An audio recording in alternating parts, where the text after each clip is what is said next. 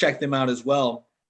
Now, you hear like photography is a form of storytelling.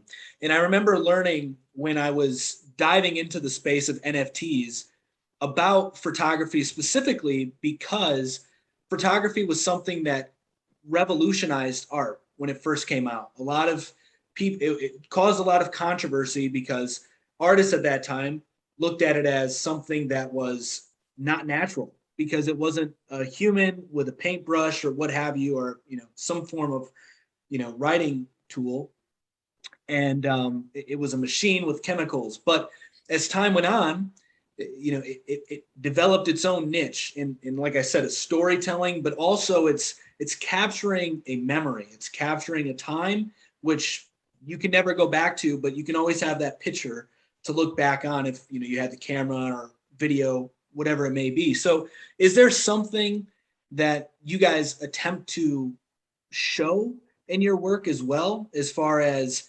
I know you guys have kind of touched on it with the inspiration, but is there something that, like a story you're trying to tell or a memory that you're trying to show to the world specifically? Well, I think you really kind of hit the nail on the head. Like, I mean, when you take a photograph, it really freezes the moment. So it is a way of capturing that precise moment and really keeping it kind of forever.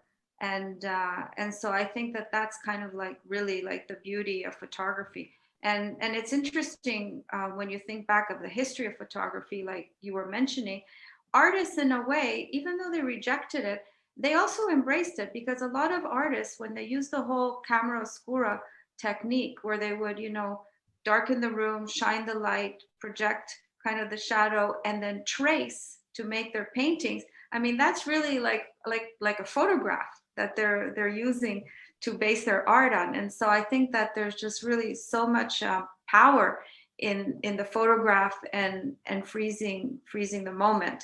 And so that's what I really use photography for, to just capture a moment and document it, I guess you could say. Yes, that's absolutely right. And I share that vision with Diana.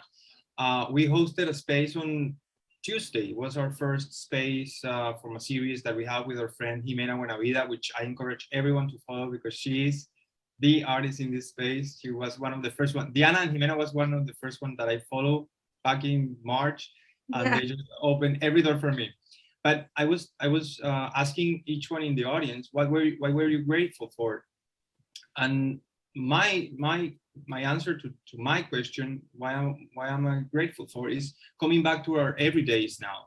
After everything that we've been through, I know every family have been and every individual has been through a lot on this pandemic, but coming back to our everydays is just something that we didn't value before. We didn't give any worth to our everydays, and our everydays was just going for a walk, going to the movies, having some popcorn, having a coffee with a friend.